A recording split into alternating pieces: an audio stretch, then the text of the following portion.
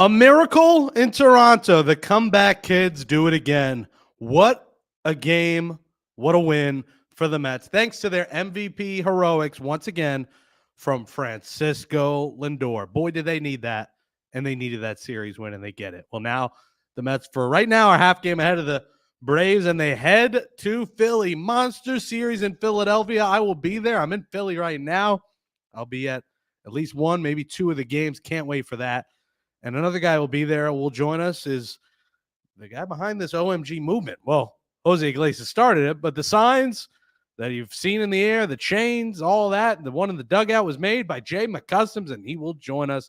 And we're also live on YouTube as well. It's all coming up next on a brand new episode of the Sick Podcast, Mets Magic. Turn up your volume. Because you're about to listen to The Sick Podcast. Mets Magic with Jake Brown. And it's in there, strike three called. The Mets win the pennant. The New York Mets have won the National League pennant. Put it in the books. The New York Mets, for the first time in 15 years, are champions of the National League. The sickest New York Mets podcast. It's gonna be sick. Welcome back to the Sick Podcast, Mets Magic. I'm your host, Jake Brown, at Jake Brown Radio. What a win for the Mets. And we had to go live and get it going right here after the game, after what was a special win for the Mets. I mean, this is a game they badly needed, and they got the win. And man, Lind sanity. There was Jeremy Linsanity. Now there's Francisco Linsanity. Unbelievable. We'll be reading your comments in the chat, so make sure you join the chat right now on YouTube if you're watching Jake Brown Radio. Smash that thumbs up on YouTube, comment below. Let us know your thoughts after a big Mets victory. Jay McCustoms is going to join us in just a few minutes.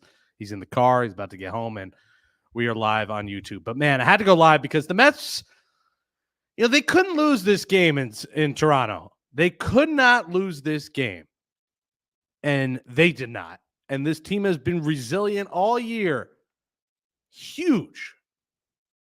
They've come up big. They've come up clutch when they needed it outside of Pete Alonso. Even came up clutch with the sac fly. And down 1-0. 0-2 count, getting no hit in Toronto, top of the ninth, Bowden Francis, this rookie stud who had a no-hitter earlier in the year. And as Keith Hernandez pulled off his best Gary Cohen impression, a.k.a. Houdini, saying, his last no-hit attempt went into the ninth inning, and the first batter hit a home run. The next pitch, Francisco Lindor, the Mets MVP and arguably the MVP of the league, hits a home run.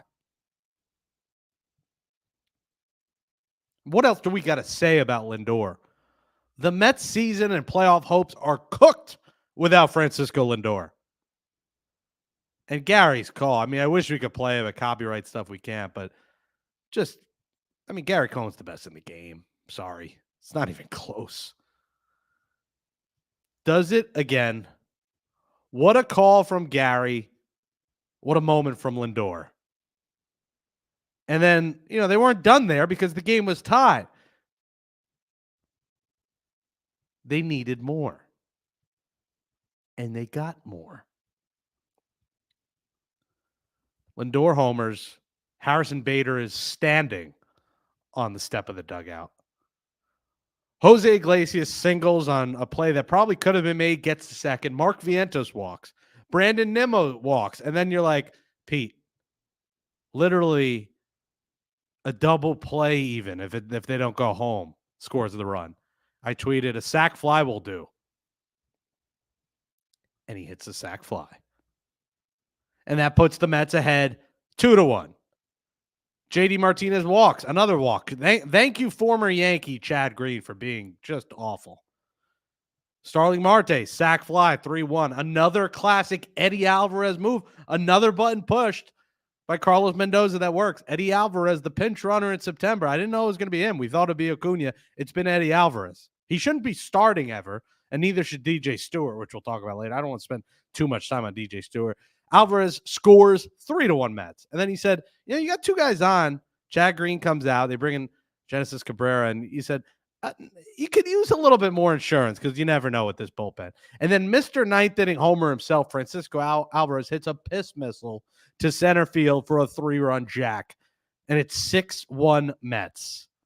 Taylor doubles. Lindor comes up for a second time and walks. Iglesias then flies out. Bottom of the ninth, Stanek. Walk, ground out, fly out.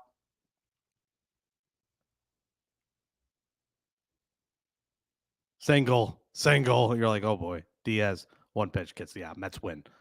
6-2. Take 2 out of 3. They improved to 80-66. They are 14 games over 500. They are a half game up on the Braves who play tonight. So when people do hear this, it may be tied again. And, it is a seesaw battle between those two.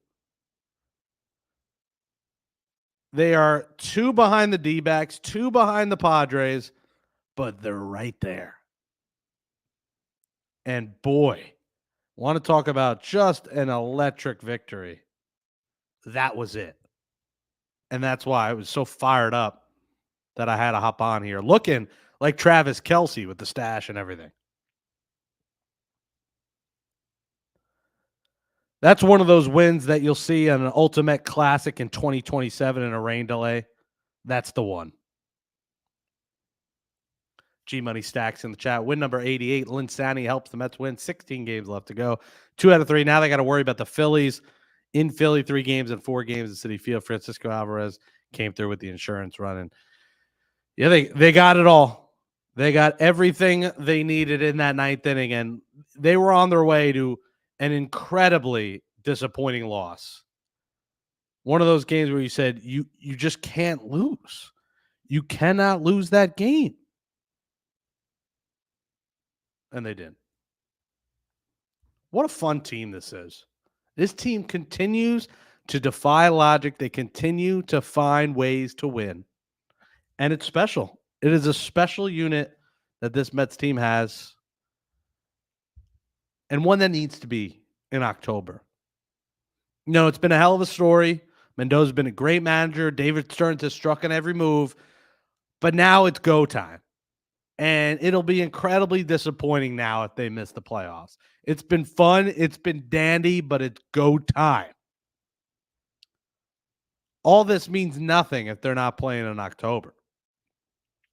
The OMG movement, you can see the shirt, the extra large shirt.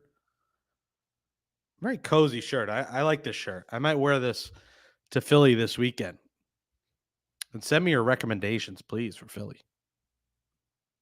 In terms of at least the stadium. This will be my first time at the ballpark there. At least going Saturday, maybe going Friday as well. Sunday, the Jets are on, so can't go Sunday. But you want to talk about a team that finds ways to win, that is thrilling, that brings the excitement. It's these Mets. And it'd be cool if they could push it to the limit here. Push it to the limit. And find a way, to have a home playoff game in the wild card. And that would mean passing the Padres, passing the Diamondbacks. It's going to be tough, but it's possible. G-Money Stacks in the YouTube. If you're on YouTube, please smash that thumbs up. Share it on your Twitter. Share it with your friends. This is the Sick Podcast, Mets Magic, at Jake Brown Radio on YouTube, on TikTok, on Instagram, on Twitter, all that. At Sick Pod Mets on Twitter. And Sick Pod Jets. Don't forget me and Eric Coleman. New episode coming out tomorrow of Jets Flight Club podcast. Any concerns about the 3 games of Philly and 4 games at Citi Field, the Phillies as far as the pitching matchup? I have concerns because the Phillies are trying to close off a division. These games mean something to the Phillies because, 1, they're trying to close the division. 2, they're still in a dogfight in terms of records and in terms of right now they are the best team in the NL and the best team in the league. The Phillies have passed for now the LA Dodgers. So the Phillies are fighting for the best record in sport, for home field throughout, and we know home field for Philly is big. That place is rocking at Citizens Bank Park. So I'm very concerned because this is a good Phillies team. And listen, they're without Alec Boehm, but they're 8-2 in the last 10. They still have Trey Turner. They still have Kyle Schwarber, who's on a heater.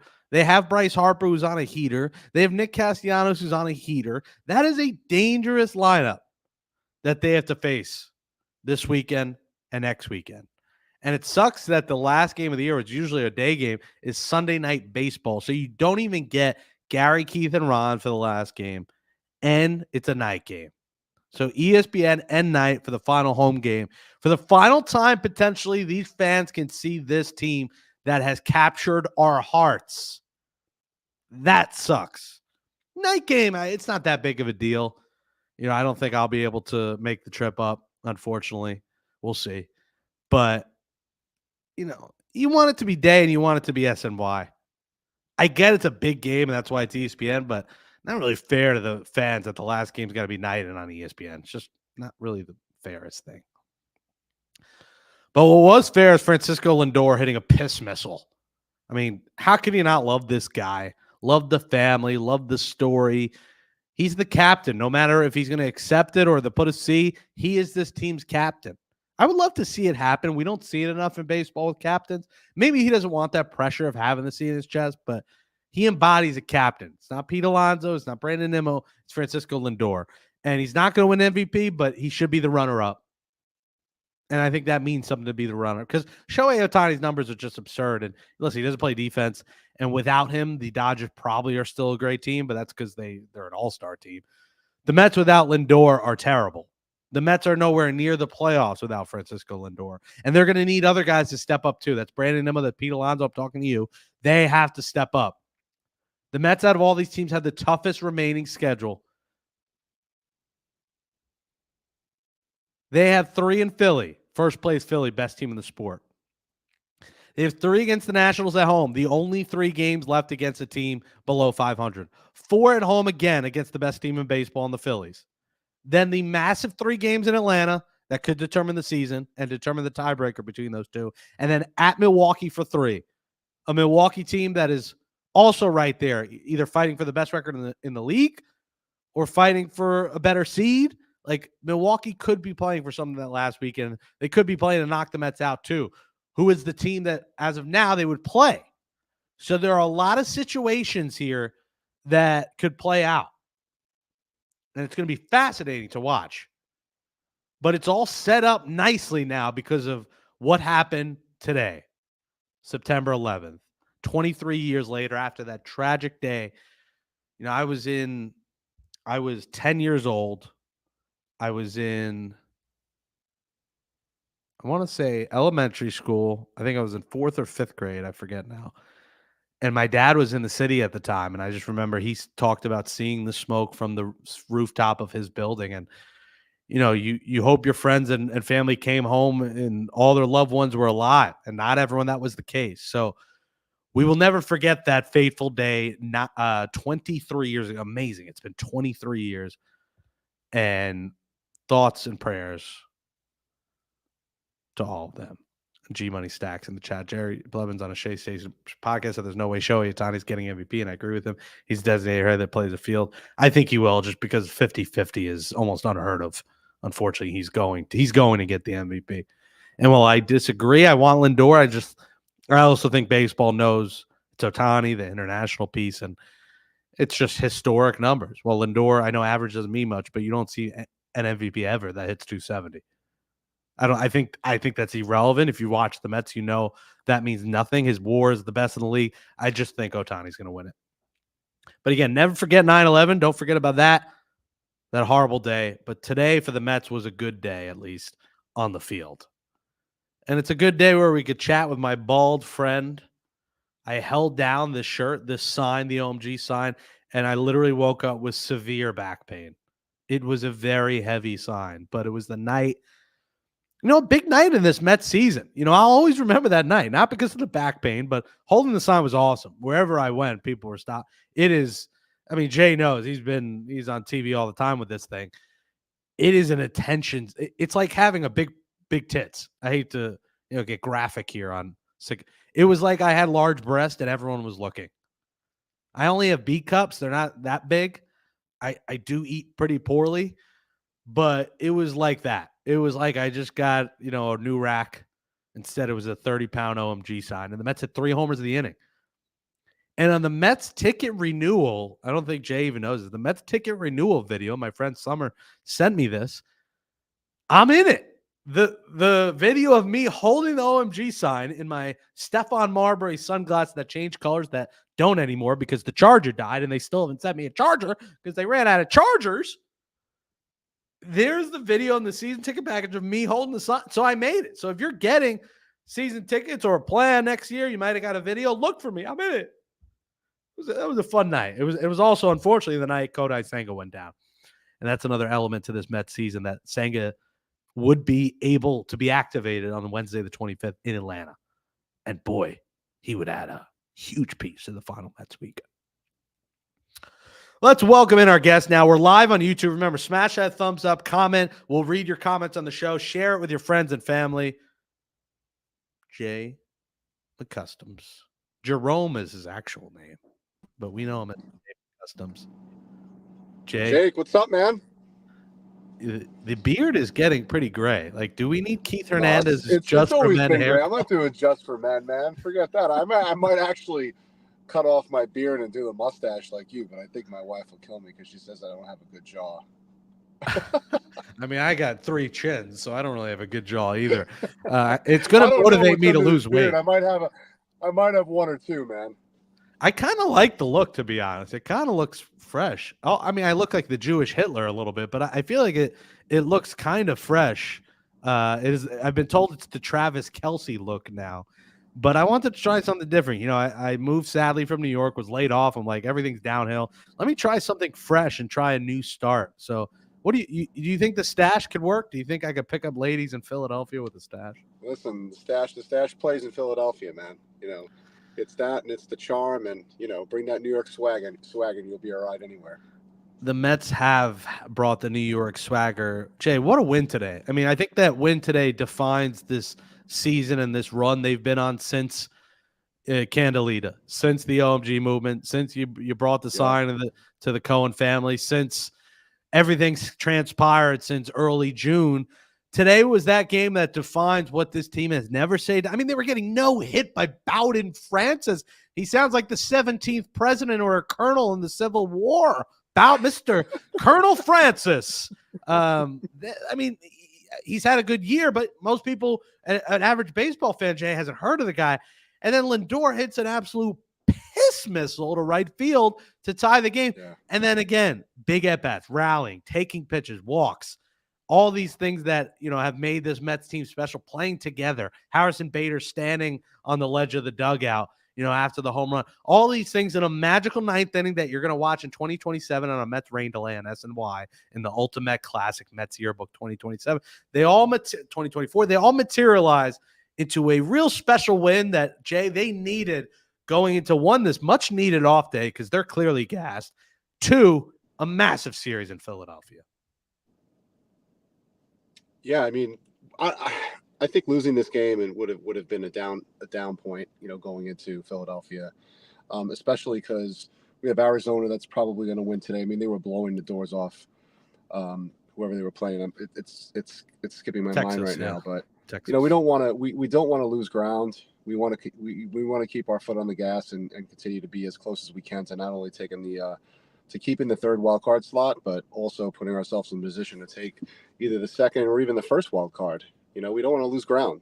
Games are getting tight. It's getting, further into the month, and this is a team that we should win a series against. They don't have a winning record, and there's only one other team with a winning record, as you said earlier, with a under 500 record that we're playing against, and that's the Nationals. But they're all tough games, so we got to win when we can. And it looked like we weren't going to win, especially in the 8th inning when we swung at first pitch and had 2 quick outs and just really didn't put any pressure on him in the 8th. And thank God for Lindor. He grinded out that at bat. I mean, he was in an 0-2 hole before he went deep. So, credit to him for not giving up on that at bat and just really setting the tone for what was a fantastic win. He has been a revelation in some ways because we knew he was good. We knew what he brings to the table, but he has been monumental to this team. And, they've needed it, Jay, because, this has been Pete Alonso's worst year of his career. Brandon Nimmo had a great 6-week stretch, but there's an APB out for him since the All-Star break. He has just not been very good the last couple months. And, JD Martinez has had his moments. Harrison Bader has his moments. Marte has his moments. Candelita has been remarkable. We know that. But Lindor has been the glue guy that all year round, when they need a big hit, they get it. And Candelita is the other guy. I mean, with runners in scoring position, his numbers are insane. Sure. He's been remarkable, but Lindor has been the guy. And unfortunately, with the guys who are struggling, like Nimmo and Alonso, they're probably going to need him to continue. Like, he was a little bit of a rough patch this past week, but, hits the massive homer today. But they're going to need him to continue to be that guy. But they also are going to need the other big boys to step up here. It's go time. I mean, the Mets 7-17. We know the hard story, what's happened in the past. It is 16 games remaining. You are right there, tied with the Braves. Well, half game up as we speak, but that could change in 2 hours. And every game means something. We can't see DJ Stewart starting. We can't see Eddie Alvarez starting. But we can see Francisco Alvarez. We can see Brandon Nimmo. We can see Pete Alonso. It's time the big boppers show up in crunch time. Yeah, I mean, I think anytime we go to Philadelphia, the offense seems to come around. It's a bandbox, and we all know this. But Philadelphia is not exactly hitting the cover off the ball right now. So I think we're going in there at the right time, and maybe the bats do wake up as a result. Certainly need more from Pete. I don't know if the contract. I mean, it seems that the contract is weighing on him. I think everybody,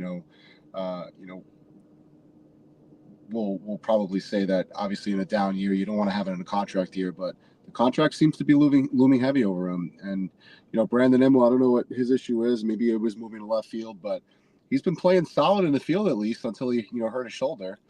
If these bats come around, we're going to be a dangerous team because the pitching has been absolutely carrying us. The offense hasn't been the same offense for at least the better part of the last 3 or 4 weeks. We've had these spurts where we put up a 5 or 6 run inning, but then we have, inning upon inning where we don't even get a hit. And, maybe it's the approach at the plate. I like when we're able to kind of grind out at bats and get pitchers deep into counts. So that way we run their pitch count up prior to the 5th or 6th inning and then, get after a bullpen. But, yeah, I mean, we've got to figure it out and get some guys hot. And listen, the starters have been great, but they're going to have stinkers. And David Peterson finally had a stinker yesterday. He was due for one. Yeah. They're going to need these guys to continue to be dominant. Bullpen continues to be great. It's going to be fascinating to watch. By the way, I mean, an aside here, Nick Castellanos just homered. I mean, the record continues of this guy homering on either historic days. Of course, he homers on 9/11. Days, tragedy, something happens. Nick Castellanos does it again. So if you bet Nick Castellanos today, which I'm sure a lot of people did because it's the 9/11 anniversary, and I'm not trying to make light of a terrible day in our history, but he homered. That's an aside, and it does matter because, listen, the pipe dreamers will say, hey, the Mets can win the division if they take care of business against the Phillies, and you're not wrong. Like, they can still somehow win this division. I don't think there's any shot they go 7 for 7 against the Phillies, but hey, if they go 6 out of 7 in the Phillies scuffle, Phillies have taken advantage of that before when it comes to the Mets scuffling in September. So we are due for for revenge in terms of a comeback, and it starts this weekend. Now you will be there this weekend, correct? Yeah, we'll be there on Saturday. We're taking the drive down. We're gonna hang out at the 7 line and march over to the stadium and going to figure out how to smuggle in an OMG sign because I think it probably will be confiscated for looking too much like a weapon. We'll figure that out. We'll figure out a way to kind of get it in there. We have to sneak it in under a gate or something. We'll get it in there. But yeah, we want to bring some of the vibe out to other stadiums. I'm 2-3 in other stadiums this year, so the record's pretty good. So I don't want to be 500. I want to be 3-4. 2-3. You're 2-3. So you're going Saturday and Sunday, or just Saturday? No, I'm just going Saturday.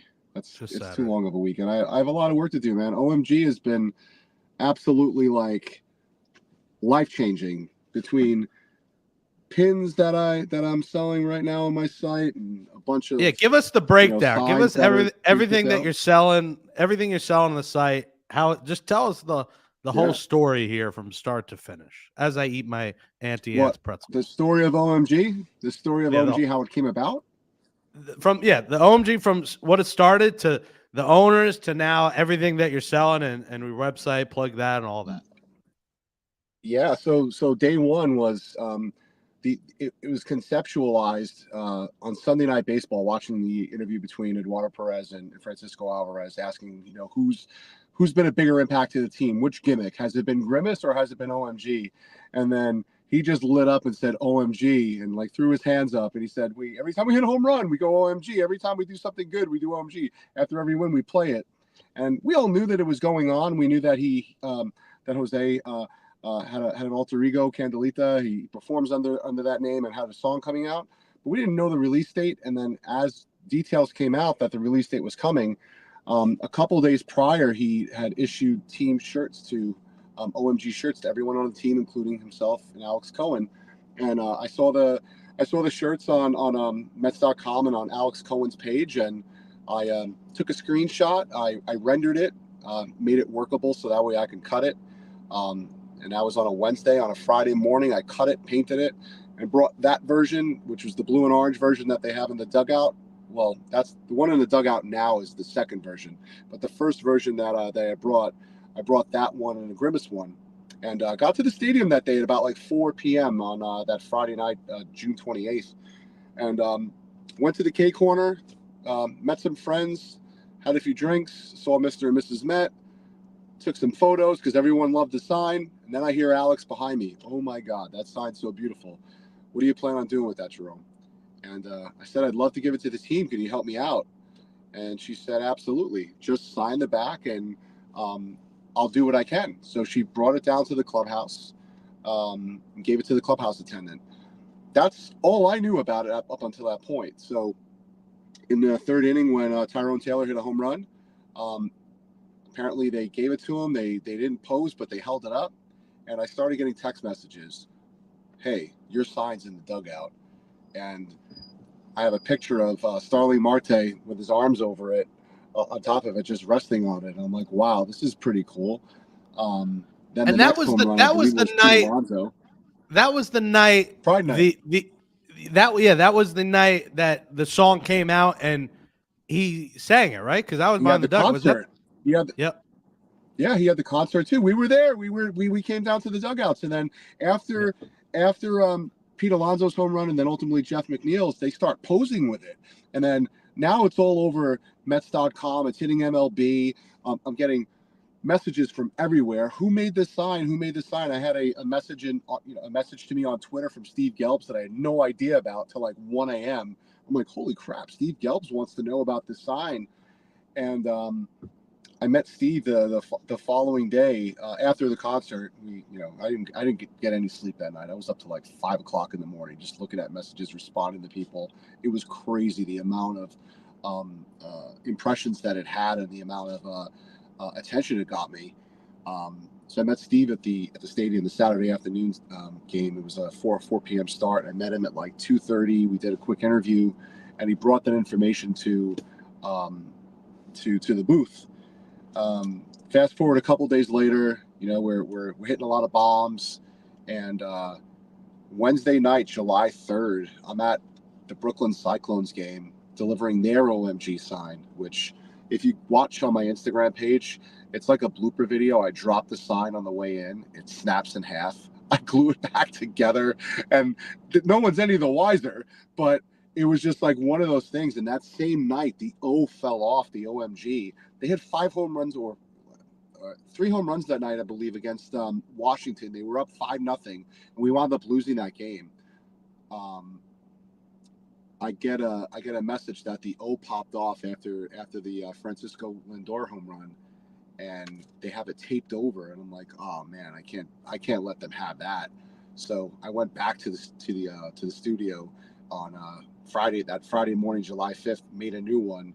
And once it was all dried and cured, I actually coated resin on top of it. That's how it has that really crazy shine on it. We drove it up to Pittsburgh on that Sunday, July 7th. We left at like 4 a.m., got there before the game, got to meet Jose and give them the new sign, brought onto the field, signed some autographs, met Francisco Lindor, took some snaps with him. It was just really a great time, like going on the road and going to Pittsburgh. And then that game, we almost lost that game because Edwin Diaz gave up the lead with a blown save, but we came back and won that game.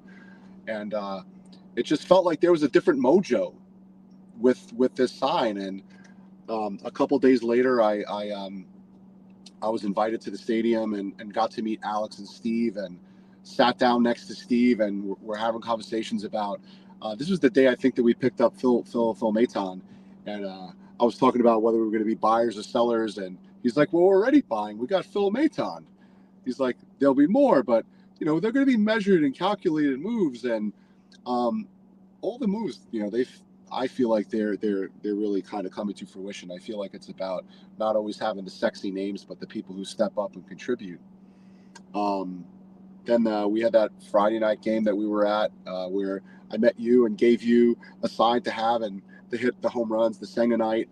My wife and I were enjoying the game with in Alex Cohen's suite that night, and all those home runs were happening. And then obviously the dreadful night of Senga coming off the mound and limping, and he still managed to win that game, and it felt like a gut punch at the time. And I think we took a game or two to recover from that, but this team has so much fight, so much in them, and it's more than just OMG. I mean, they're executing. They have short-term memory when it comes down to losses that you see people reacting on Twitter and any other social saying the season should be over, we should have sold, or we should have done this. This team is where they are because this is where they are. They fight. This is who they are. It's who's leading them. It's what's happening in the clubhouse. And OMG, has been a big part of it, but it's a big chapter in just what could be a really beautiful story if this team just continues to play the way that they're playing. And I'm grateful to be a part of it. I mean, a sign that I brought to the stadium has become a team giveaway. The shirt that you're wearing, it's been sold in the team store. I'm selling it on my website. I'm selling the wooden version of the sign a smaller version of the one that the team has. I've made pins, and people just seem to want to buy it. It's been such a big seller. It's been probably one of the best selling things that I've made in the as an artist in the past couple of years. And it was one of those things where I never expected any of this to happen. All I wanted to do was just bring some love to the team, because I've loved the Mets since I'm like 10 years old. I've been a Mets fan forever. And, going to London and, being there this year when it was the weekend of my birthday and the game that they won was on my birthday, I just felt like so jacked up from there. I don't think that feeling ever left me. And, to be able to, be a part of the team's story, to see OMG in the team's yearbook photo this year, that's going to be, in probably next year's program, is just something that I'll never, ever forget. And I just hope that the vibe continues. And, we're not going anywhere. I feel like we're just continuing to get stronger. And you can get those signs at jmaccustoms.com. That's Mac, M-A-C, and then the word customs. I see one of them, it says the 24 inch orange and blue sign out of stock, but the blue over orange sign is available, and the OMG standee, and then the OMG pin, correct? Yeah, the orange over blue, the orange letters over the blue background, I purposely made just a run of 100, just to create it like a specialty piece, and that sold out like in 3 weeks, and then I'm still fulfilling. I probably have about another 15 or so to ship, but I've already started taking orders on the blue over the orange ones.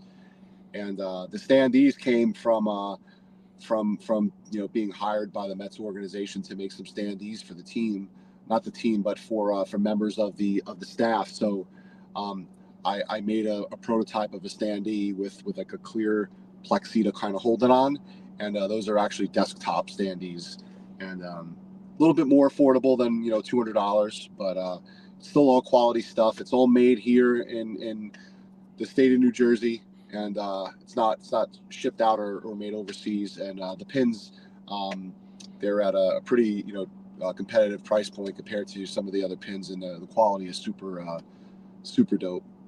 In New Jersey, you were from Queens. You're living in New Jersey now. I live in Jersey. Yeah, I got when I got married, my wife already had a home, and it was just kind of turnkey to kind of move here in Jersey. I miss Queens, and I'm in Queens all the time, but my license says I live in New Jersey, and my heart's here. I miss Queens every day and Philly. I'm sure I'll be you a do. Jersey resident in about 10 days in Cherry Hill. It's a lot different than northern New Jersey. Apparently a lot of the Phillies players live in Cherry Hill. So Yeah. nice area, a desolate area, not much to do. It's gonna be rough, but luckily I do have the blackout free MLB TV login. And I've been able to watch the Mets on my laptop, so it's different. I miss watching on TV. Sure. I miss the vibes. I was watching the Jet game at the Barstool Philly bar, and there were there was one other. I had my boy with me, and then one other Jet fan. I'm like, damn it, where are the Jet fans? I gotta get back to New York at some point. That's the goal. But jmccustoms.com is where you get all that. It's gotta change your life. I mean, financially, I imagine too. Like, what were you were always an artist, but like, what projects were you doing before this? And I imagine none of them took off to the level of this.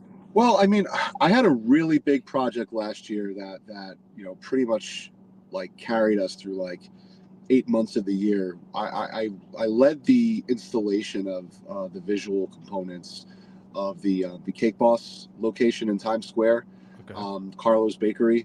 So I led a team of fabricators that fabricated a bunch of different pastries, as well as a 7-foot structure of Buddy Velastro, and we installed that at the latter part of the year. Like as we ended the year last year, I was in Miami for Art Basel with a major installation that I was a part of, and I make a lot of things for people's man caves. I get commissioned a lot for that. I've done work for several people in the music industry. I recently. Well, not recently, but last year, at the beginning of last year, I did about a 17 piece commission for Joel Santana, and several of my pieces were featured in his video that he did with A Boogie. I forget the name of the song, but it's been a lot of that.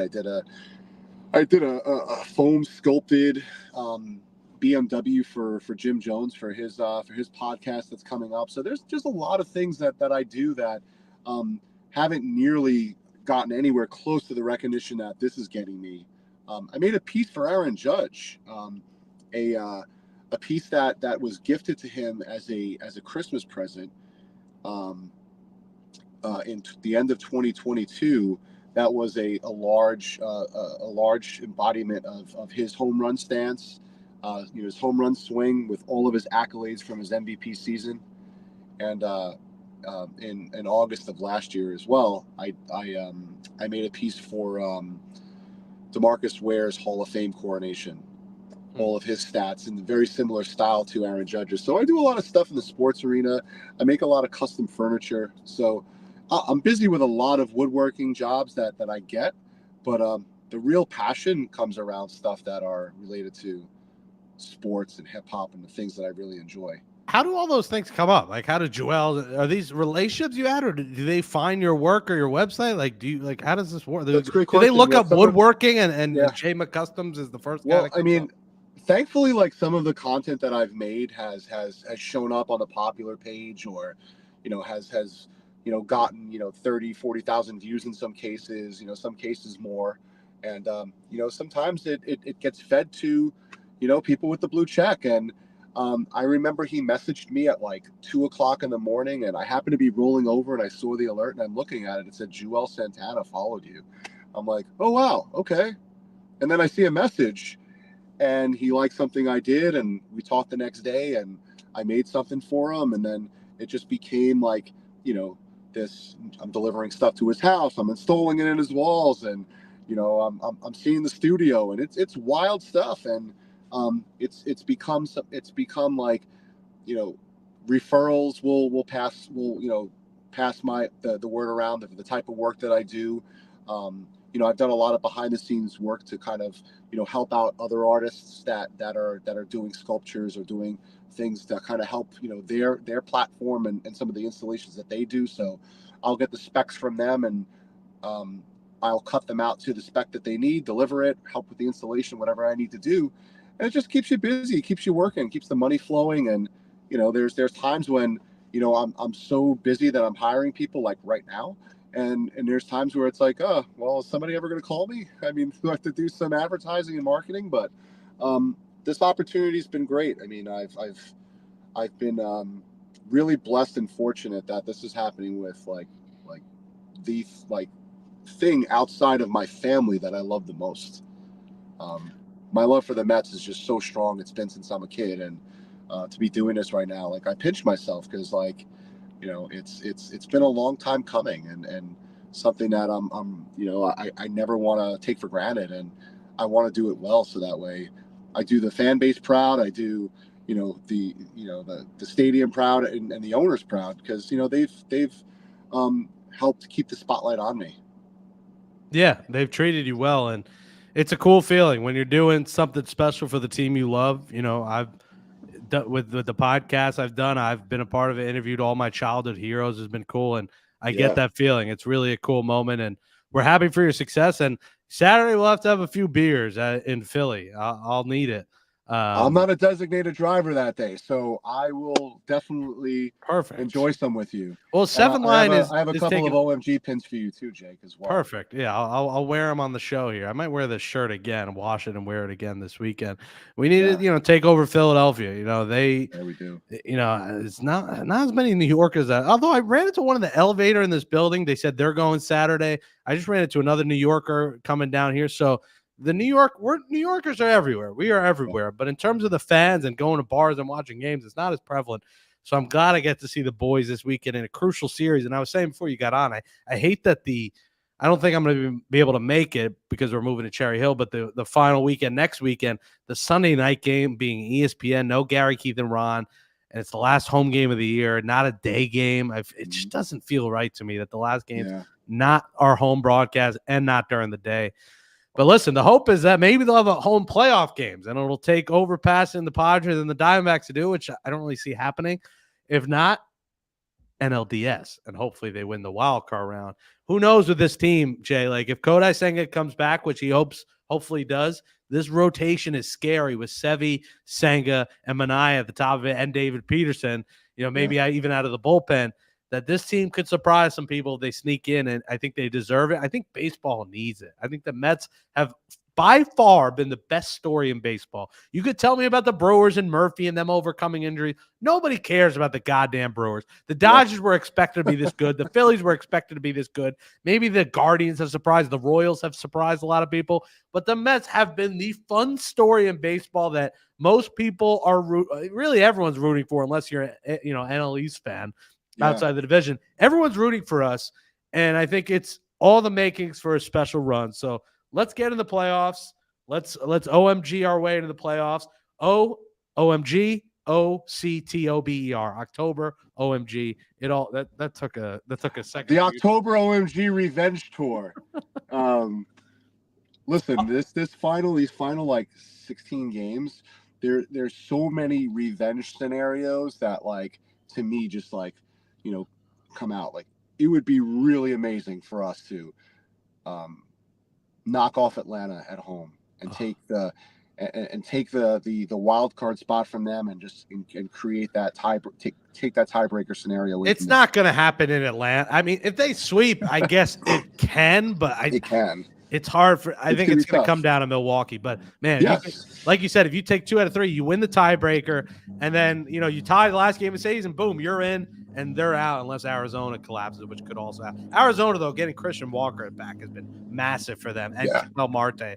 Their offense, as you saw today, is scary. They could put up a dozen runs in 2 innings. Sure, so they're an alarming team. But JMcCustoms.com, go get your OMG sign, your pin. I'll see you Saturday. Looking forward to it. Yes, and sir. Let's go Mets. And thanks for coming on Mets Magic. All right, brother. Take care. So long. That's Jay McCustoms. Check his work out. Big part of the team. Big part of this story. It's been a heck of a story. And, OMG, Candelita, Grimace. the grimace is a thing of the past now. This is still Candelita. And, with Jeff McNeil out, it's really Candelita. He's playing every day. No more DJ Stewart, please, though. Every game matters. There's 16 left. He shouldn't be on this roster. You have your day off. No more resting guys. Same lineup you had today, every day. Enough is enough. There's no more time to play around. Alvarez is a pinch runner. Great. That's fine. And it's worked. He's very fast. I like him. But don't start him. Don't start DJ Stewart. And let's get to the goddamn playoffs. This team is electric. And it would have been a different mood completely if they lose today. But they did not. Let's get to the damn playoffs. This is the Sick Podcast, Mets Magic. I'm Jake Brown at Jake Brown Radio. Make sure you smash that thumbs up on YouTube. Comment below. Subscribe on Apple, Spotify, wherever you get podcasts. Give us a 5-star rating. Write a nice review. YouTube.com/@the-sick-podcast Mets Magic. And if you're a Jets fan watching or listening, go to the Sick Podcast Jets Flight Club on YouTube. Me, former Jet Eric Coleman, hosting twice a week, morning after games and Thursday preview shows. We'll have a Thursday preview show. So Mets Magic dropping Thursday morning. Jets Flight Club dropping Thursday to preview the Jets-Titans game on Sunday. Mets in Philly. I'll see you at the ballpark on Saturday afternoon at 4 o'clock. And the Mets take care of business against the Phillies. It's going to be a very intriguing weekend. This is going to be really good. Quintana versus Aaron Nola Friday. Saturday will be Severino versus TBD. And then Sunday, TBD versus Sanchez. So, they got to face some tough pitchers. But the Mets pitchers have been holding up and doing their job. So Quintana's been good lately. He's hit or miss sometimes. Friday's going to be tough. Severino's been good on Saturday. And Sunday, we'll see who they slot in there. Maybe Blackburn makes his return. If not, maybe see McGill again. Bit of a question mark, but big series. And then the Nationals for 3 at Citi Field, 4 in Philly, 3 in Atlanta, 3 in Milwaukee. And then Sunday night, September 29th, by 6:30, 7 p.m., we find out if the Mets will be playing October baseball. And boy, I really hope they do. What a fun team it's been. Thanks for listening and watching the Sick Podcast, Mets Magic. Go beat the Phillies. We'll talk to you next week after the National Series, and let's go Mets. And that's a wrap. Hope you don't miss us too much until next time. Follow the Sick Podcast Mets Magic on YouTube, Google Play, and Apple Podcasts.